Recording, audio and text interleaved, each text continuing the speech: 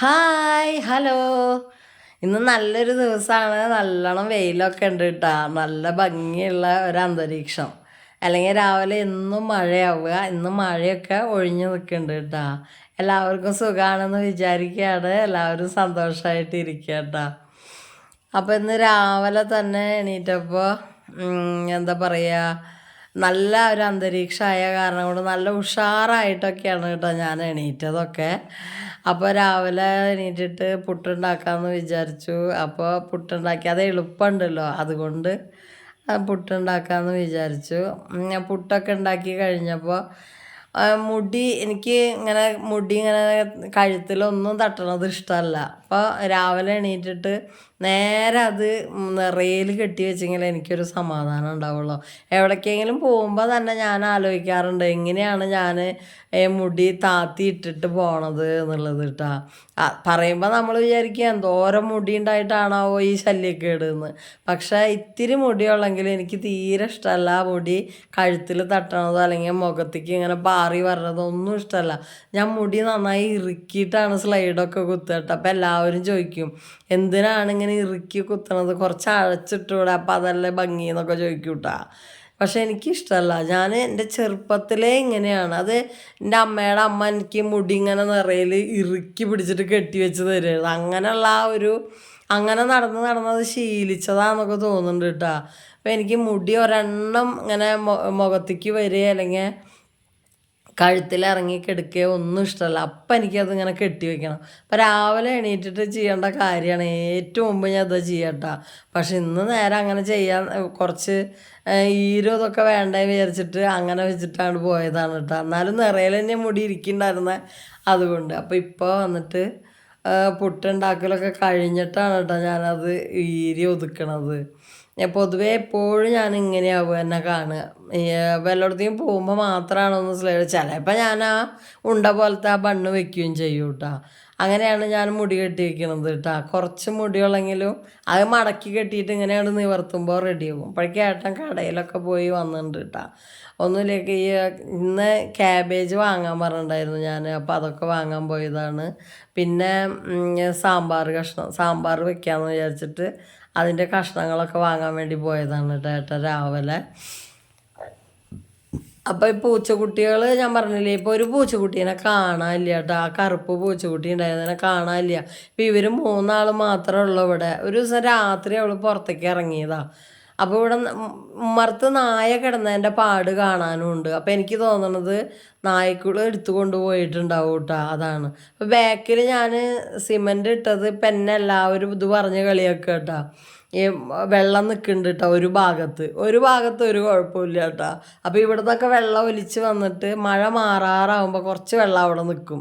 അപ്പോൾ അത് അടിച്ച് കളയേണ്ടി വരുന്നുണ്ട് കേട്ടോ. അപ്പോൾ അതൊരു പണിയാണ് എനിക്ക് കേട്ടോ. അപ്പോൾ അങ്ങനെ ഈ പുട്ടൊക്കെ ഉണ്ടാക്കി കഴിഞ്ഞപ്പോൾ ഈ ചായ കുടിച്ചു. പഴം കിട്ടിയില്ല, റോബസ്റ്റ പഴമാണ് കിട്ടിയത് കേട്ടോ. അപ്പം രാവിലെ തന്നെ ഏട്ടൻ ഭയങ്കര കലിപ്പിലാട്ടോ. അത് വേറെ ഒന്നുമല്ല, ഞാൻ ഇന്നാൾ പറഞ്ഞില്ലേ ഞാനൊരു അണലി പാമ്പിൻ്റെ ഫോട്ടോ എടുത്തിട്ടുണ്ടായിരുന്നു എന്ന്.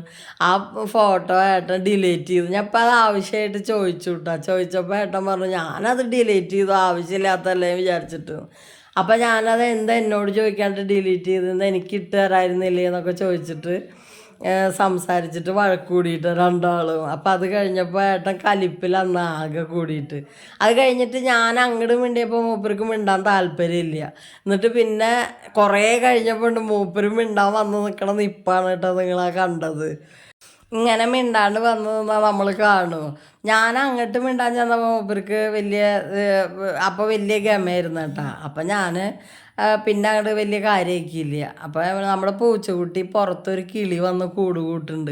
അത് നോക്കിയിരിക്കണതാണ് കേട്ടോ ഈ കാണുന്നത്. അവൻ പുറത്തു കൂടെ പോയിട്ട് അതിനെ പിടിക്കാൻ നോക്കുകയൊന്നുമില്ല.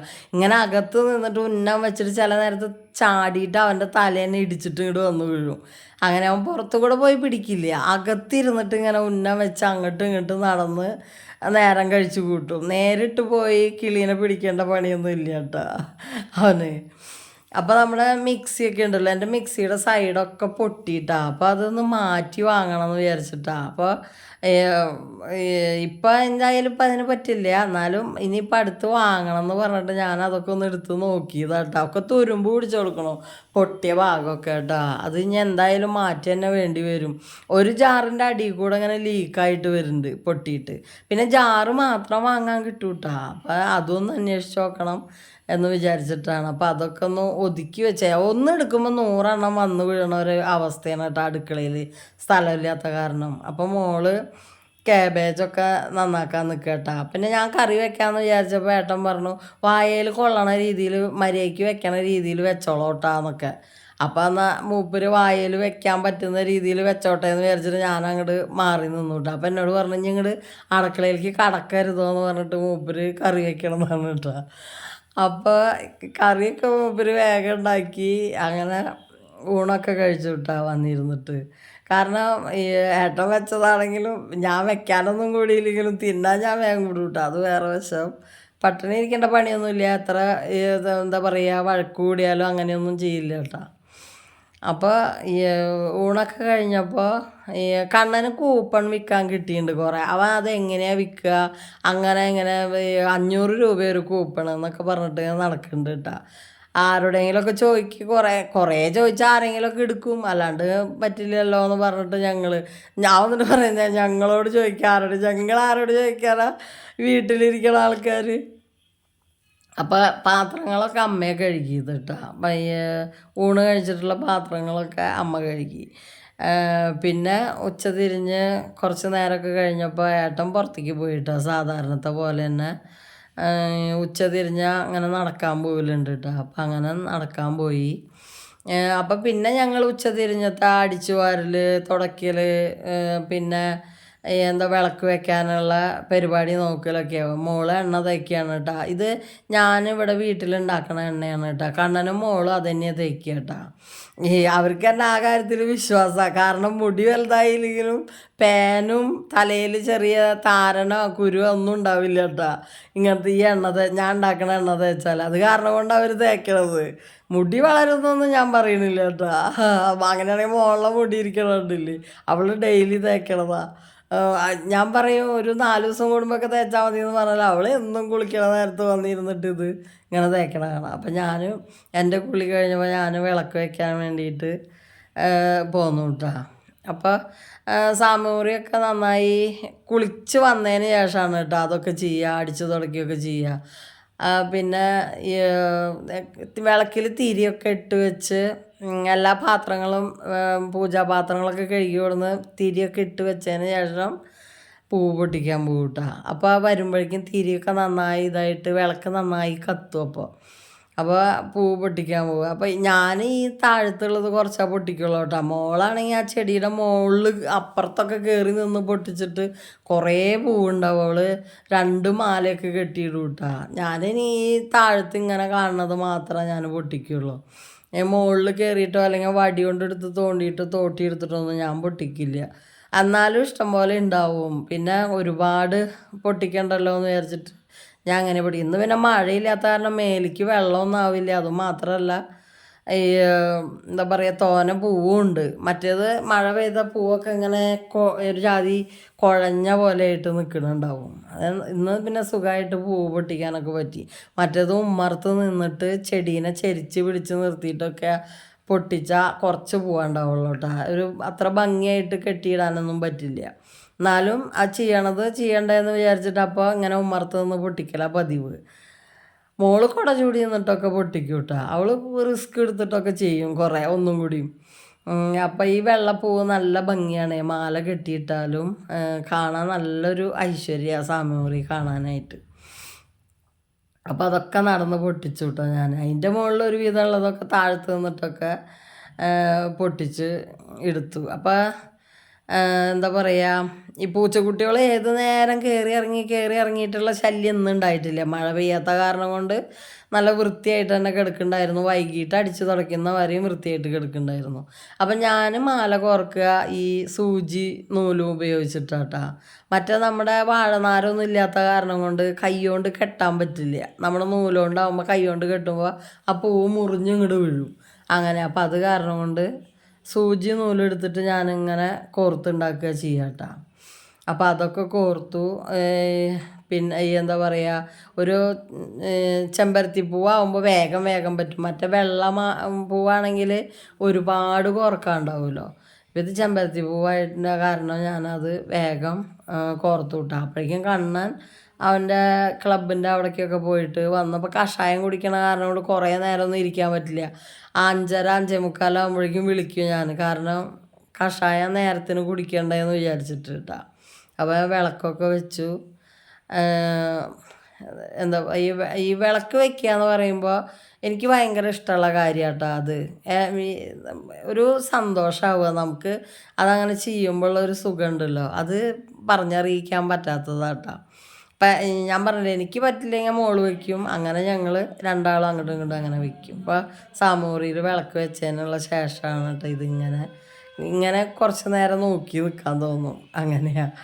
അപ്പോൾ വിളക്ക് അകത്ത് വെച്ച് കഴിഞ്ഞിട്ട് അവിടുന്ന് തന്നെ ഒരു തിരി കൊണ്ടുവന്നിട്ട് ഈ ഉമ്മർത്ത വിളക്കും കത്തിക്കൂട്ടാ. അത് കഴിഞ്ഞിട്ട് കുറച്ച് നേരം എഴുതായിരിക്കും.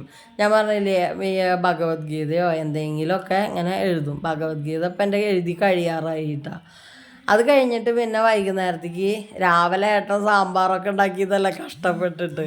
അപ്പോൾ രാത്രി ചപ്പാത്തി ഉണ്ടാക്കാമെന്ന് വെച്ചിട്ട് ഞാൻ ചപ്പാത്തി ഉണ്ടാക്കട്ടെ. അപ്പോൾ ഞാൻ രാത്രി ചപ്പാത്തി ഉണ്ടാക്കുകയാണെങ്കിൽ കുറച്ചധികം ഉണ്ടാക്കും. അപ്പോൾ രാവിലേക്കും കൂടി എടുക്കാൻ പറ്റൂല. നിങ്ങളങ്ങനെ കഴിക്കുമോ? രാത്രി ഉണ്ടാക്കിയ ചപ്പാത്തി രാവിലെ ഞങ്ങൾ എടുക്കും കേട്ടോ. അങ്ങനെ രാവിലെ ആക്കി കുറച്ചും കൂടി. അപ്പോൾ രാവിലെ ഞാനത് എണീറ്റിട്ട് പരത്തണ്ടല്ലോ എന്ന് വിചാരിച്ചിട്ട് അങ്ങനെ. അപ്പോൾ ഏട്ടൻ കുറച്ച് നടക്കാൻ പോയിട്ട് വരുമ്പോൾ കൊള്ളി വറുത്തതൊക്കെ കൊടുന്നു കേട്ടോ. അത് ഏട്ടൻ ഓർമ്മയില്ലാണ്ട് വാങ്ങിയതാട്ടാ. കണ്ണന് തിന്നാൻ പറ്റില്ല എന്നുള്ളത് പെട്ടെന്ന് വിട്ടുപോയി.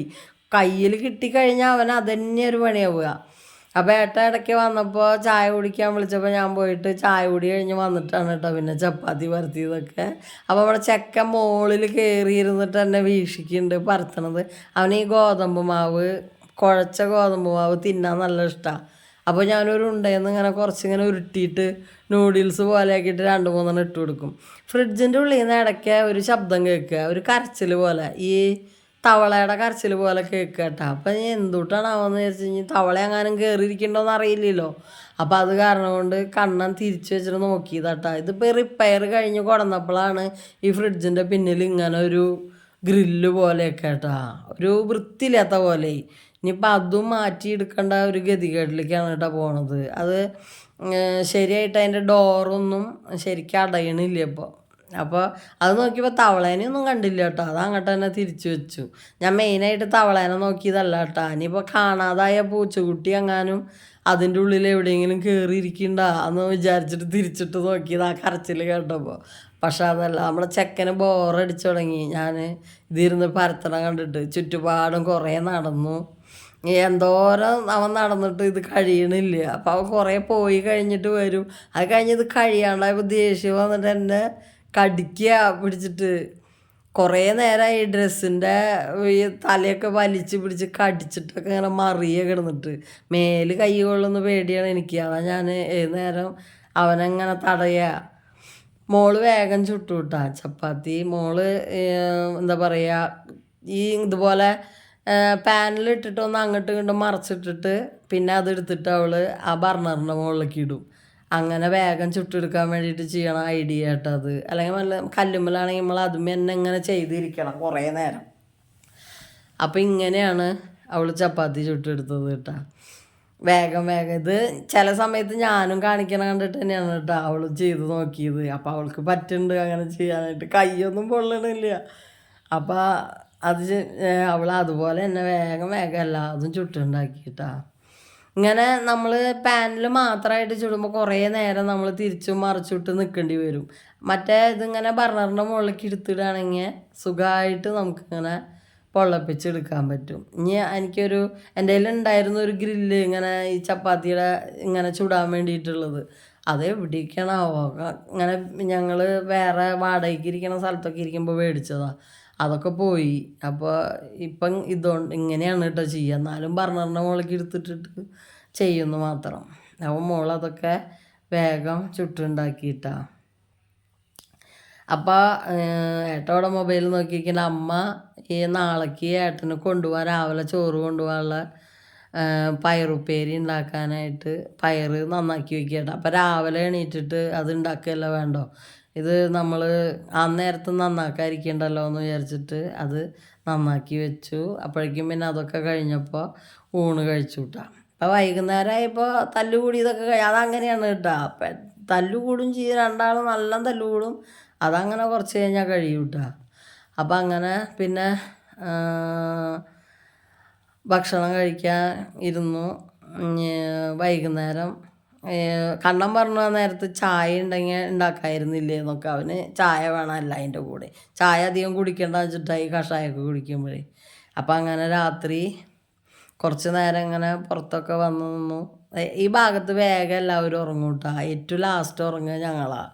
എല്ലാവരും ഉറങ്ങിയാലും ഞങ്ങളുടെ വീട്ടിൽ നിന്ന് വർത്തമാനം കേൾക്കുന്നുണ്ടാവും. അങ്ങനെയാണ്. കുറേ നേരം കഴിഞ്ഞിട്ടാണ് ഞങ്ങൾ ഉറങ്ങുക. ഞങ്ങളൊരു 11:30 ഒക്കെ ആവും. ഇവിടെയുള്ളവരൊക്കെ ഏകദേശം ഒരു 10 മണിയോട് കൂടിയിട്ടൊക്കെ എല്ലാവരും ഉറങ്ങും കേട്ടോ, ഈ ഭാഗത്തുള്ളവരൊക്കെ. അപ്പോൾ നമ്മുടെ ചെടികളൊക്കെ ഇങ്ങനെ ഇരിക്കുന്നുണ്ട്. അതിലൊരെണ്ണം തട്ടിയിട്ടിട്ട് ഓടിച്ചു പൂച്ചക്കുട്ടി. അതിഞ്ഞ് ശരിയാക്കണം. അപ്പം അങ്ങനെ അമ്മ തന്നെ വീണ്ടും വൈകുന്നേരം ഊണ് കഴിച്ച പാത്രങ്ങൾ കഴുകി വയ്ക്കട്ടെ. അപ്പം അത് കഴിഞ്ഞ് ഞങ്ങൾ കുറച്ച് നേരം അവിടെ ഇരുന്ന് വർത്താനമൊക്കെ പറഞ്ഞപ്പോൾ മോള് പറഞ്ഞു വളം മാറ്റിയിടാൻ കുറേ ദിവസമായില്ലേ വളം മാറ്റിയിടാത്ത എന്താണെന്ന് ചോദിച്ചിട്ടാ. ഞാൻ അതെന്താണെന്ന് വെച്ചിട്ട് അത് കുറച്ചും കൂടി ഉള്ളു ആ ചുവപ്പ്. അപ്പം അത് പൊട്ടുന്നുണ്ട്. അങ്ങനെയാണെങ്കിൽ അത് പൊട്ടി പോയിക്കോട്ടെ എന്ന് വിചാരിച്ചിട്ട് അങ്ങനെ ഇട്ടത്. എനിക്കാണെങ്കിൽ ഒരുപാട് വേണ്ട, അപ്പോൾ അത് കുറച്ചുള്ളൂ. അപ്പോൾ അതും കൂടിയും പൊട്ടിയോട്ടെ എന്ന് വിചാരിച്ചിട്ട് ഞാൻ മാറ്റാണ്ട് ഇരുന്നോടുന്നത് കേട്ടോ. പിന്നെ എൻ്റെ കയ്യിൻ്റെ ഇവിടെ ഒരു വേദന ഉണ്ടായിരുന്നു കേട്ടോ. ഈ കയ്യിൻ്റെ കണ്ണിയുടെ അവിടെ ഒരു വേദന ഉണ്ടായിരുന്നു. അപ്പോൾ ഈ നമ്മൾ ഈ വളം ഇങ്ങനെ വലിച്ചിടുമ്പോൾ ഇനി ആ ഭാഗത്ത് എന്തെങ്കിലും നീര് വെക്കുക എന്തെങ്കിലും ചെയ്യണ്ടെന്ന് വിചാരിച്ചിട്ടാണ് മാറ്റാണ്ട് ഇരുന്നോടുന്നത്. അപ്പോൾ പിന്നെ ഇപ്പോൾ എൻ്റെ ബ്ലഡ് ഷുഗർ കൺട്രോൾ ആയപ്പോൾ ആ വേദന പോയിട്ടാ. അതാ അതിൻ്റെ വേദനയായിരുന്നേന്ന് തോന്നുന്നുണ്ട്. ആ വേദനയൊക്കെ പോയി. അപ്പം പിന്നെ ഞാൻ എന്തായാലും മാറ്റിയിടാമെന്ന് വിചാരിച്ചിട്ട് മോള് മാറ്റിയിടാനായിട്ട് അവൾ തന്നെ എടുത്തിട്ട് ഒരു കളറ് അവൾ തന്നെ വെച്ച് സെറ്റ് ചെയ്ത് തന്ന കേട്ടോ. ഇതിലാണ് ഞാൻ എൻ്റെ വളയൊക്കെ ഇട്ട് വയ്ക്കുക. 2 പെട്ടിയുണ്ട്. അതിങ്ങനെ ഇപ്പൊക്കെ ഒരു വിധമൊക്കെ നാശമായ പോലെ ആയിട്ടാ വളകൾ. കളറ് ഇങ്ങനെ ഒരു ജാതി. പിന്നെ എല്ലാ വളയും ഇങ്ങനെ വിട്ടു, അതായത് ഇങ്ങനെ പൊട്ടി നിൽക്കില്ലേ, അങ്ങനെ നിൽക്കണമൊക്കെ ആയി. പിന്നെ മീഷോന്ന് വാങ്ങിയതൊക്കെ ഇനി ഇപ്പോൾ പുതിയതായിട്ടുള്ളൂ. ഇനി മേടിച്ചിട്ടൊക്കെ വേണം. ഇക്കൊല്ലം പൂരത്തിന് ഞാൻ മേടിച്ചില്ല വള. ഒക്കെ ഞാൻ എൻ്റെ കയ്യിലുള്ള പോലെ തന്നെ ആയ കാരണം കൊണ്ട് ഒന്നും മേടിച്ചില്ല. പിന്നെ ഇതെൻ്റെ കൂടപ്പിറപ്പാട്ടോ ഈ വള എന്ന് പറയുന്നത്. കാരണം അത്ര അധികം എനിക്ക് ഓർമ്മ വയ്ക്കണ കാലത്ത് തൊട്ട് എൻ്റെ കയ്യുമ്പോൾ അങ്ങനെ നിറയെ വളകളുണ്ട്. അത് ഇവിടെ വന്നിട്ടും ഒക്കെ എന്നും എൻ്റെ കയ്യുമ്പോൾ ആ വളയുണ്ടാവും കേട്ടോ. എല്ലാ കാലത്തും വള മേടിക്കും. അന്നൊക്കെ എന്ന് പറഞ്ഞാൽ എൻ്റെ വീടിൻ്റെ അവിടേക്ക് വരും വള. ഇങ്ങനെ വലിയൊരു ബണ്ടിൽ പോലെ തുണിയിൽ കെട്ടിയിട്ട് വള അങ്ങനെ കൊണ്ടുവരും. പിന്നെ ഒരപ്പാപ്പ അങ്ങനെ പുറത്ത് കുറേ കയറിൻ്റെ മുകളിൽ ഇങ്ങനെ പുറത്തിട്ടിട്ട് വരാറുണ്ട്. അങ്ങനെ വരുമ്പോഴൊക്കെ ഇങ്ങനെ 5 ഡസൻ 4 ഡസൻ 2 ഡസനൊക്കെ വാങ്ങിക്കും. അങ്ങനെ വാങ്ങി വയ്ക്കണ വളകളാണ് ഞാൻ ഇട്ട് വരുന്നത് കേട്ടോ. ഇപ്പം പിന്നെ നമുക്ക് കടകളിൽ നിന്നൊക്കെ കിട്ടും. അന്ന് കടയിൽ പോയിട്ടൊന്നും ആരും വാങ്ങില്ല. ഇങ്ങനെ ഈ കൊണ്ടുവരുന്നവർ അല്ലെങ്കിൽ ഈ പൂരത്തിന് വാങ്ങണ വളയ്ക്ക് തന്നെയാണ് ഉണ്ടാവുക കേട്ടോ. പിന്നെ ഞങ്ങളുടെ വീടിൻ്റെ അടുത്ത് തന്നെ ഒരു ചേച്ചി വളക്കച്ചവടത്തിന് പോയിരുന്നു. അപ്പോൾ ആ ചേച്ചിയുടെ കയ്യിൽ നിന്നും വള മേടിക്കാറുണ്ട് കേട്ടോ. അത് കൂടുതലും എൻ്റെ അച്ചാച്ചനെ വാങ്ങി തരല് ആ ചേച്ചിയുടെ കയ്യിൽ നിന്ന്. അപ്പം അങ്ങനെ ഈ വളകൾ എന്ന് പറഞ്ഞാൽ അന്ന് തൊട്ടേ ഉള്ളതാണ്. ഇപ്പോഴും അതിങ്ങനെ ശീലമായിട്ടേ പിന്നെ ആ കയ്യുമ്പോൾ ഒന്നുമില്ലാതെ നടക്കാൻ പറ്റില്ല. അവിടെ എനിക്ക് എന്തോ ഒരു വെയിറ്റ് പോയ പോലെ തോന്നും, കയ്യിൻ്റെ വെയിറ്റ് ഇല്ലാത്ത പോലെ തോന്നും വള ഇട്ടിട്ട് നടന്നിട്ടേ. അങ്ങനെ ശീലമായി. അവിടെ ഒരു കളറ് പോലെയായി എൻ്റെ കയ്യുമ്മേ. അപ്പം ഇങ്ങനെ അത് കാരണം കൊണ്ട് തന്നെ എനിക്ക് വള ഞാൻ ഇങ്ങനെ സോപ്പൊന്നും ഇടാതെ ഇങ്ങനെ തന്നെ ഇടാൻ പറ്റും കേട്ടോ എനിക്ക്. അതങ്ങനെ ഇട്ടിട്ട് ആ കൈ അങ്ങനെ ഇതായി, ഭയങ്കര ലൂസ് പോലെയായി കൈ. അത് കാരണം കൊണ്ട് അവിടെ വേറൊരു കളറാണ് വള ഇട്ടിട്ട് കൂടുതൽ കളറുള്ള പോലെ തോന്നും കൈയിൻ്റെ മുകളിൽ. അപ്പം രാത്രി മൈലാഞ്ചി ഒക്കെ ഇട്ടുണ്ട് കേട്ടോ. മോള് ഇട്ട് തന്നിട്ടുണ്ടായിരുന്നു മൈലാഞ്ചി. അവളിങ്ങനെ ഇടയ്ക്കിടയ്ക്ക് വാങ്ങിയിട്ട് എനിക്ക് ആദ്യം ഇട്ട് തരും, എന്നിട്ട് പിന്നെ അവൾ ഇടും. അങ്ങനെയൊക്കെ കേട്ടോ. മൈലാഞ്ചി ഇട്ടിട്ടുണ്ട്.